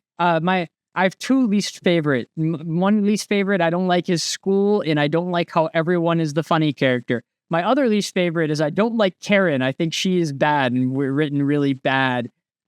Specifically the scene after he saves everyone, where everyone is there, and she goes, "Now is your chance." What are you on about? Yeah. What are all you they need to do is just move the mask down to here and upside down, and they still know his identity. You're technically right. They wouldn't know his identity. But at that point, he was hanging upside down, head almost at ground level because of the area in which the elevator was broken. Liz was standing fully up. She'd have to get down on her hands and knees to go kiss Spider-Man. Also, they just almost died. This is like the most inopportune moment. Yeah, I know that was. You know what would make that scene better? If it was shot exactly the same way, but they just didn't have that line in the movie. Yeah, that was quite silly. Crazy thought. Who would have considered that? It was just so stupid. Like, I actually rolled my eyes and like giggled. I was like, this is too campy to be in this movie. Even though like I wouldn't consider any of like the stupid jokes campy. It's just like kids being silly. But like that was actually campy. And I very much did not like that. Okay, right into the review. So for the majority of my life, I considered this to be the best live action Spider-Man movie, because I just was like, I like Tom Holland does a better job of hitting both the bases of Peter and Spider. Peter and Spider, and I never minded. I still don't mind the Iron Man is a big part of his background, because like I think it's interesting having just like a straight up kid who then is guided from a superhero who is imperfect but also has been around for a while. I think that's like a very interesting concept, and I'm totally for different interpretations of characters I already know and like you don't have to just keep making the same exact thing over and over and over again. So I really appreciated that. But man, the jokes were just so grating to me this time. Like almost all of them washed over me without like a laugh. And I hate like the Marvel quip really, really was constant and unrelenting in this movie. Me and Skylar mentioned that scene with the vulture, and that was kind of like the cherry on top for me that I realized I wasn't going to like this movie as much as I did as a kid was that scene with the anti-gravity gun and that he killed the Shocker or whatever. And I just was like, this is whatever to me. The jokes for the most part. I have a funny bit running with my buddy Trevor, where we talked about Spider-Man movies and how I thought that Homecoming was the best and stuff like that. The second this movie ended, I texted him and I said, Spider-Man 2 is definitely better than this movie. And it's like not very close. Just as a joke. I don't think it's like that big of a difference, because I think that Spider-Man 2 has a lot of camp that if you're not looking for it, it's not going to be enjoyable. And this movie is the same way with its jokes. If you're not interested in the jokes, that it's just not going to hit well for you. I just think there's more aspects to not like about this movie. Like if you don't like the Iron Man stuff or how it connects into it, then that's just going to be another thing that is going to bug you while watching this. But there is some like objectively amazing Spider-Man moments in this movie. Like the scene where didn't even talk about it, where he's like under the rubble and he's like crying. And I know I didn't write it down because I was like, oh, that's Austin's favorite scene, but Austin's not here to talk about it. Where he's like, oh, come on, Spider-Man. Come on, Spider-Man. Like that scene is amazing. That scene is one of the best Spider-Man scenes in the history of like Spider-Man movies or like Spider-Man media. It's amazing. And I know it's taken right from the comics, but like that's kind of why it's amazing. It's so good. And Vulture is my favorite favorite or second favorite live action Spider-Man villain just because of the way that they built him up. And I know like, oh, he's an Avengers villain. No, he's a Spider-Man villain because like he started because of the Avengers in this movie, but it's not like they were the ones fighting against him. No one even cared about the Vulture. Like Tony saw so little of the Vulture that he sent the FBI after them. In a world with superheroes, he sends the government. Come on. Like that was so low on his list. It was such a great job of expanding the Vulture's like scary factor. Cause like I'm gonna be honest, I haven't read a single comic where Vulture is the main villain of a Spider-Man thing. He's always just like the side villain, like the person that Spider-Man fights at the very beginning or end of the movie to either show like how strong he is or like how he's grown. He's never like the main villain, and they did such a great job of making him seem menacing. And that twist at the end of the movie is so fucking good. Like I'm not going to reiterate it, but that car scene is peak too. I don't know. I'm rambling because I kind of have mixed opinions on this movie because there's a lot of stuff I really like about it, and then also a lot of stuff I really don't like. It's way too long. It's a long movie. I think I'm going to give this a 6.5. Is that what you guess? Dude, I was between a 6 and a 7. Like, Skyler, oh, yeah, okay, whatever. Yeah, I hate you. I hate you for that's how my brain works now. This is your fault. This is your stupid fault. But I was like, I can't decide because like 6 feels too low, 7 feels too high. So I was like, I'll just split the difference and do both. That's it. You're up. All right. I'll start off. There's a reason we didn't talk about the Rubble scene. That is my favorite scene. And almost made it. It was the only one I had left. And you stole it right at the end here. Yeah, but that Spider-Man scene with him under the rubble saying, like, come on, Spider-Man, it's so good. It's really so good. Like, to me, no, not I was thinking of it that's like just a fucking good scene. Fuck you if you don't think so. Well, I'm saying to me, like seeing how like the mental like strength these heroes have to have is ridiculous. That's the best part of it. Like, yeah, like unable to feel helpless, just have to like keep going. It's so good. It's so good. And I really thought it was gonna make it, but I literally wrote in my notes, it's the scene we probably all have as our favorite. So I didn't think it was gonna make it, and then all of a sudden we weren't talking about it, and then it made it to me, and I was like, oh my goodness. I'm sorry. It might actually. I honestly kind of forgot that you had to go, and I was like, I just need to try and hit everything we haven't talked about yet. I'm sorry.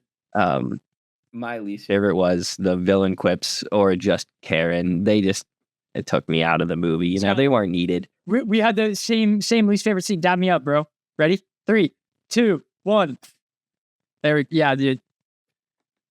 Yeah, but it's like, it's too much, especially Karen. Like, you could remove basically all of her lines, and I think I'd like the movie more. She doesn't need to talk that much. She gets way too much of a personality and like tries to become a person. It's really off-putting in a movie where there's already so many people who are comedic relief. There's no need to add another, especially an artificial one. So the next movie, I just don't think too, because she just disappears with no explanation. Yeah. And then for my funniest scene, again, it had almost made it. It was Abraham. I wrote down the entire thing because it made me laugh. It was Abraham the first time whenever Flash goes, I don't know, whenever like Peter's like, oh, I can't make the Nationals, and like Flash, like, can you sub? And he's like, I don't know, I checked my calendar, I have a date with Black Widow. And then Abraham rings the bell and goes, that is false. And then he says, you can't keep doing this. What have we talked about? And it insinuates he's done this so many times. So many times. He uses the bell to be funny. And then it obviously it happens again later in the movie on the bus, which is also really funny. Yeah, so good. It's so good. That one does make me laugh. That is one of them that like I will give a pass to because that is just like great timing, great fun. But a lot of the other ones just are not needed. Like the teacher, dude. The teacher is constantly throwing jokes out. Like, stop. Yeah, and it does not help the contagious. Yeah, the teacher. But Mr. Harrington. Yeah, a little bit. I just feel like he's like incompetent. Yeah, but like A little bit. Like every character is that though in this movie. He's like, I can't lose another student. Not again. Yeah. Yeah. If that It's was just the too only many. joke he made, I think that would be really funny. If What are the jokes? if they kept like 30% of the comedy, if they kept like 20% of the comedy from every other character, this movie is a lot funnier. Yeah. Like there are way too many jokey characters. Like Zach said, it like completely dilutes all of the humor. There's too much. There's too much. That's why I going on. didn't like it. Sure. Honestly, like you guys are like, you guys like kind of right. It's about just too that. much for me. You have a solid point. Because I think that's why I didn't used to like the film, but I didn't mind it this time. I really do think it's hit or miss. I agree.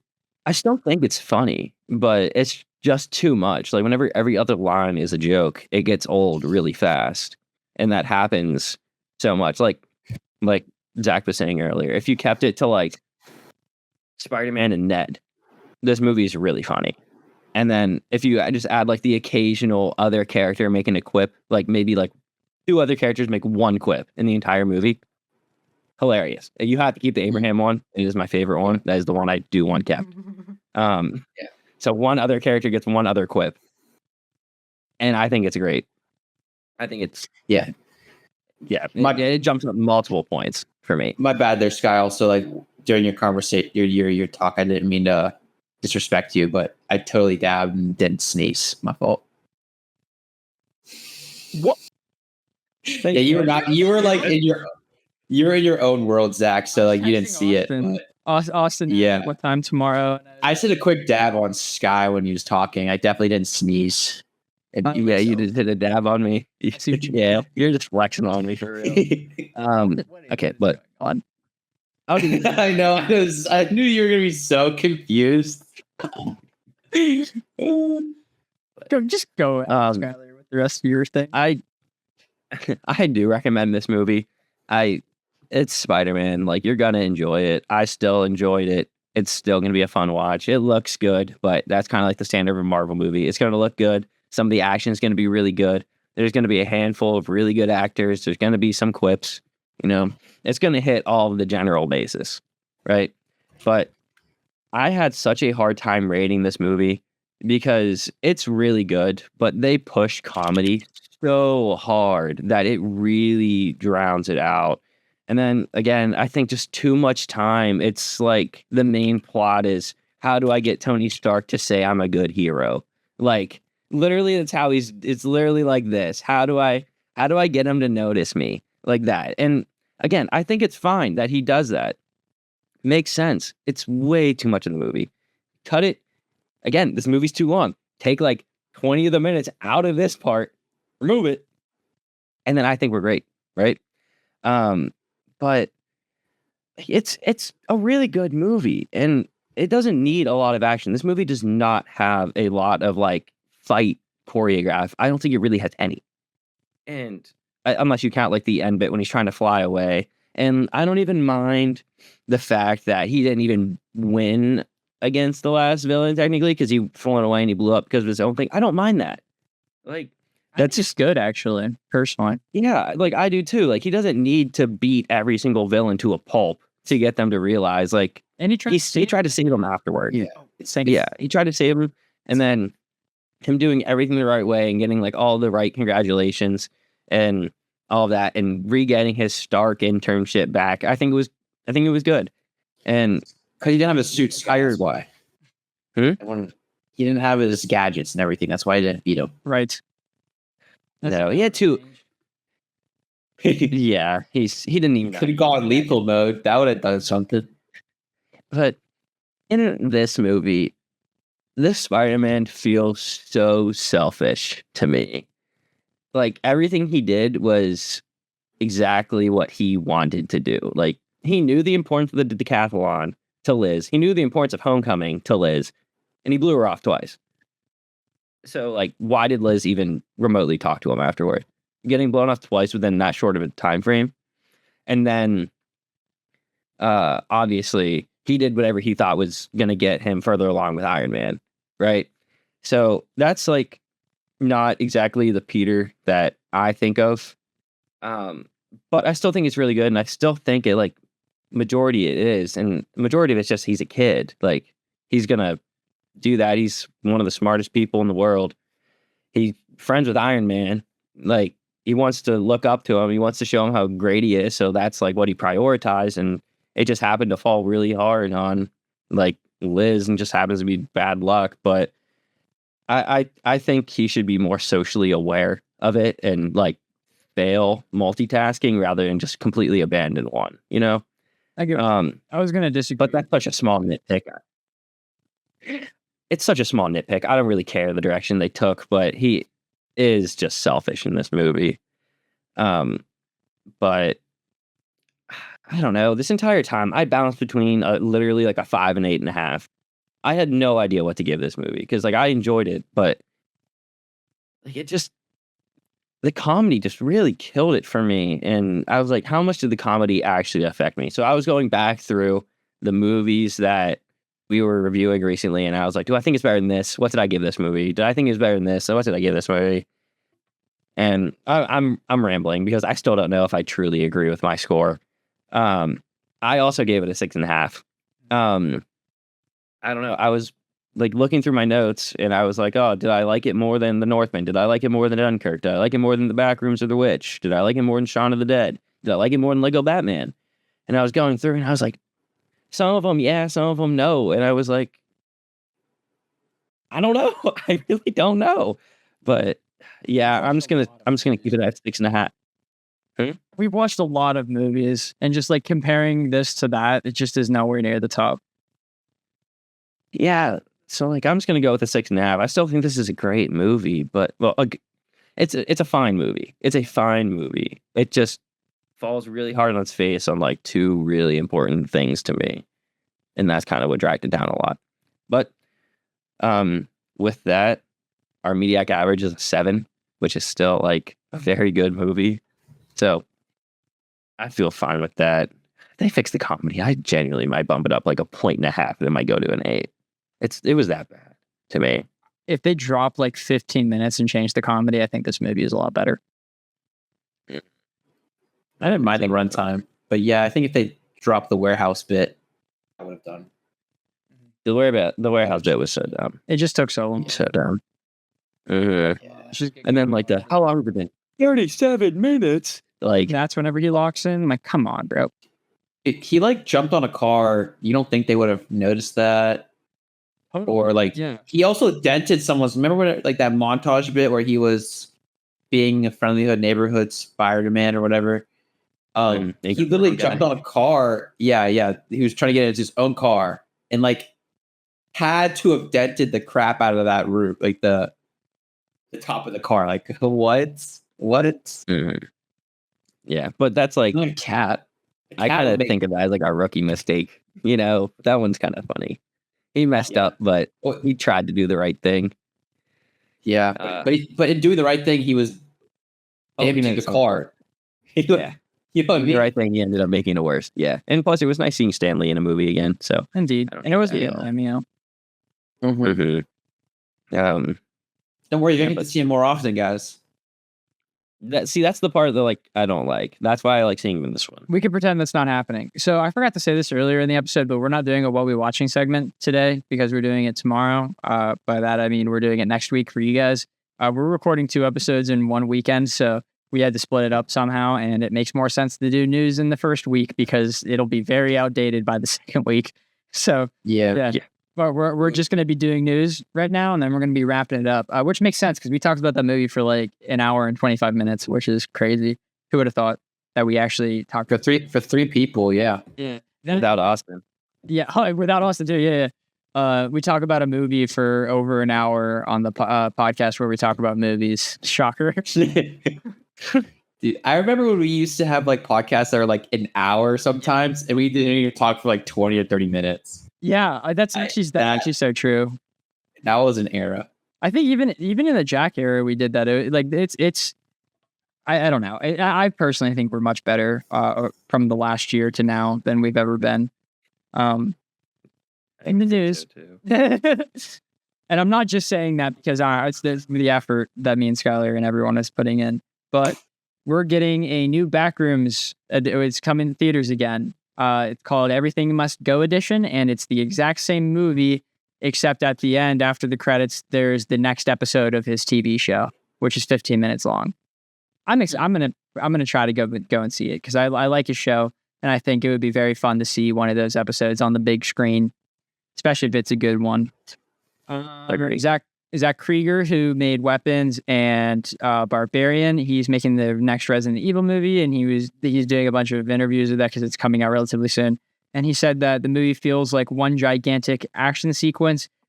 Things pop off about 5 minutes in, and it just stays like that till the end, which is a really fun way to describe a movie. Like I'm pretty excited for that one. We got a trailer for the movie Werewolf by Robert Eggers with Aaron Taylor Johnson and Willem Dafoe, and I'm very excited for that. I think that looks really sick. The trailer didn't show too much, but it showed me exactly what I needed to see. So happy about that. We're getting a live action Persona TV show. I don't know what Persona game it's going to be based off of, but it's going to be ran by the guy who did 911. It has high reviews, 911 for some reason, but it is not a good show. I have a hat from it because it's so bad. Well, actually, I have a hat from it because my job made 911, so like I merch, but like I decided to specifically get the 911 hat because I was like, this is funny because this show's ass. And that's it. Godzilla is doing more comic book stuff for Marvel. I'm sorry, I don't know much detail about it. He's like destroying the multiverse, and he has like a couple Godzilla-like team members with him, which is fun. Very exciting. I like the idea of Godzilla killing the multiverse. Keep it up. We need more. Oh, okay. More Zach Krieger. I forgot about this because I should have mentioned it earlier. But we're getting like a bunch of Reddit movies. TBD on if that's good or bad. But we're getting a Siren Head movie from the creepypasta from like a couple of years back. Not a couple. It was like 10 years back. And Zach Krieger is going to be one of the people who is working on it, which is interesting. So like, I don't think Siren Head is scary, but I think the sound that's associated with Siren Head is very eerie. So I don't know. Like anything can be good. The Backrooms movie was good, so it's not like Reddit movies are guaranteed to be bad. But like, I am a little worried that after the success of Backrooms, they're just like, let's just make everything a movie. Like Smile Dog, Siren Head. And I'll just talk about it right now. Steven Spielberg is eyeing to help work on a Mandela catalog movie, which like I've gone on record and said I love that series, but I don't know. I'm a little scared that they're like, let's just fast track it into a movie now because Backrooms is successful. So I guess we'll just have to wait and see if that's good. Anything can be good, and obviously I hope it's good. So I guess we'll see on that. See if it's interesting. What the fuck is this? What am I doing here? Why am I me? I'm terrible and stupid. Yes? No. I got some news if you need a little break. No, it's okay. I just had to insult myself while I was reading over the news that I had so I could word it in a better way. It was like, whenever you're doing a speech and you need to fill for time, that was exactly that. So I was just filling for time while I was reading. So, Kane Parsons, Backrooms Man, and Osgood Perkins, who made The Monkey and Long Legs, they're teaming up on a brand new original horror film. That's all we know. End of statement. I think that's just interesting, though, because I like Kane Parsons. I want to see more things of his, and I very much enjoy Osgood Perkins, which my buddy Trevor does not, but I do. So I'm very excited to see where that goes. The Monkey and Long Legs were some of my favorite movies to come out in that year. I don't remember what year it was, like 2024 or 2025. I had a lot of fun with both of those. This is a rumor. This isn't confirmed. Just the next thing I'm about to say. But apparently Andy Muschietti is no longer going to be directing Batman, The Brave and the Bold, and James Gunn now is going to be directing it. And apparently if the Batman 2 is a success, then they're going to can The Brave and the Bold in its entirety. They're going to can the script they have for The Brave and the Bold in its entirety. And Robert Pattinson's Batman will be the DCU Batman, and they'll make the DCU Batman movie just the third movie in Robert Pattinson's trilogy, which is a really bad idea, in my opinion, because just let the trilogy happen, Don't shoehorn the DC stuff into it just because it's popular. don't like the idea that they're waiting for the success to see if they're gonna work on something. Well, that's just kind of how the industry is, sadly. I know, but that's like dumb to say. Well, that's a rumor. They technically never said that. Oh, really? Yeah. I thought it was like Probably said unofficial. Yeah. I wish they had more faith in themselves, but honestly, like they can be so incompetent with like Supergirl that like they just don't know how good they are. They need to see how the public perceives themselves. Just sad. Well, I wasn't going to bring this up in news, but I guess it's kind of relevant to what we're talking about right now. But a CEO of a high company rumored to be Warner Discovery said that superhero movies aren't popular and that Gen Z doesn't like superheroes, and that's the millennial crowd, which like couldn't be more wrong. Just make good ones. Like I'm pretty sure people saw Superman, and like people will go see good and hype movies like Spider-Man. You can't look at me and say Spider-Man isn't going to make $1 billion, but like whatever. I don't know. I think it just shows how out of touch everyone is who actually makes the movies, but that's never going to change. That's always just going to be what it is. We're getting a new Mashal, season in January. I didn't watch the trailer for it, but there is a trailer out.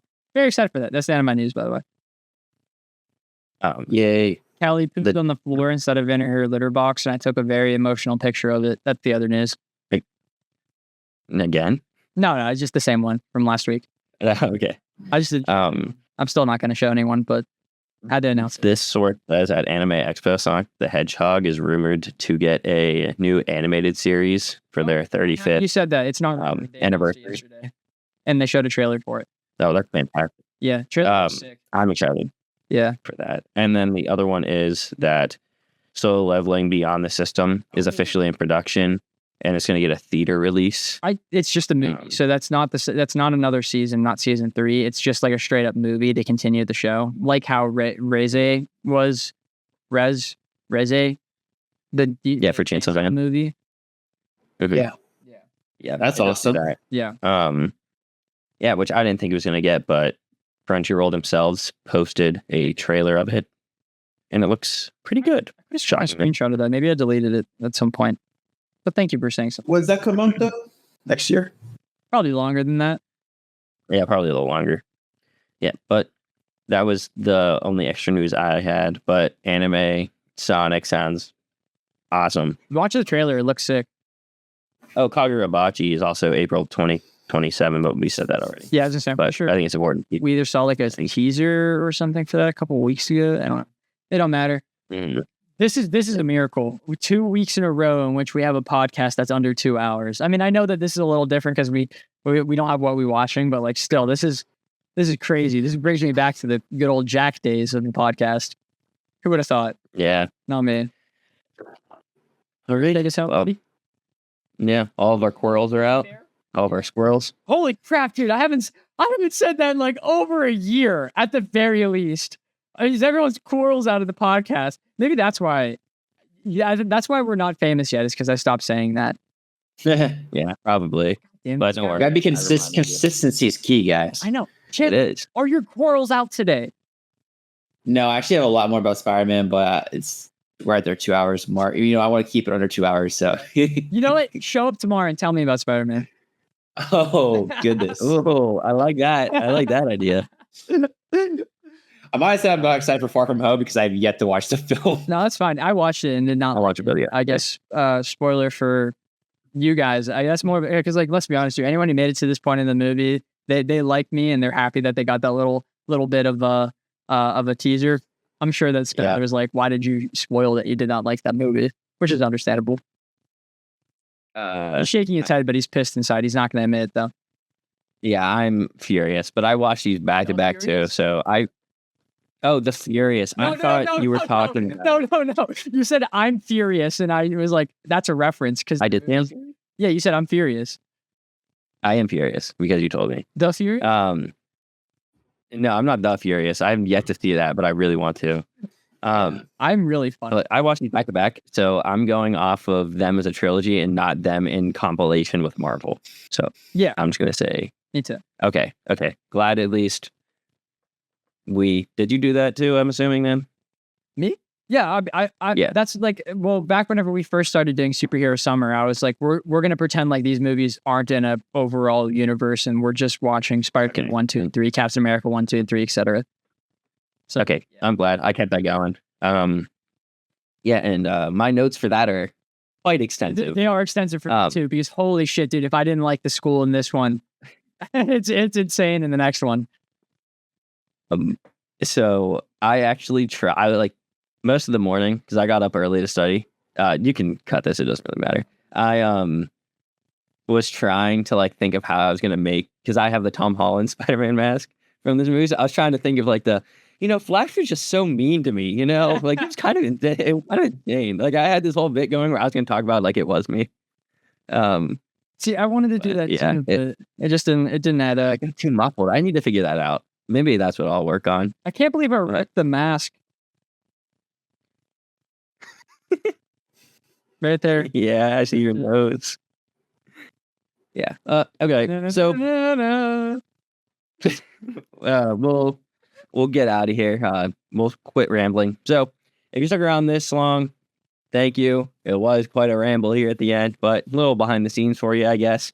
Next week we will be doing Spider-Man Far From Home. For you, it will be next week. For us, it is in 24 hours.